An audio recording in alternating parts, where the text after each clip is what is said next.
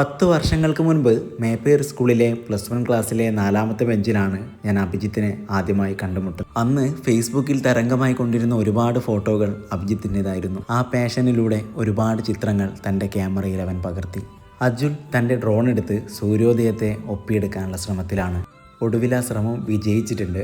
അതിൻ്റെ വീഡിയോ ഞാൻ പുറകെ തരാം. 2 ഫോട്ടോഗ്രാഫർമാർ ഒന്നിച്ചാൽ എന്ത് സംഭവിക്കുമെന്നുള്ളത് ഞാൻ ഇന്ന് മനസ്സിലാക്കി. അവരുടെ മനസ്സ് നിറയെ ചിത്രങ്ങളാണ്. ഓരോ കാഴ്ചകളും അവർക്ക് ഒപ്പിയെടുക്കാനുള്ള പുതിയ ഫ്രെയിമുകളാണ്. ആരോ എഴുതിയ തിരക്കഥയിലെ ക്ലൈമാക്സ് ഷോട്ട് പോലെ അഭിജിത്ത് തൻ്റെ ക്യാമറയും എടുത്ത് സൂര്യോദയത്തിന് താഴെ നിന്നും നടന്നു വന്നു.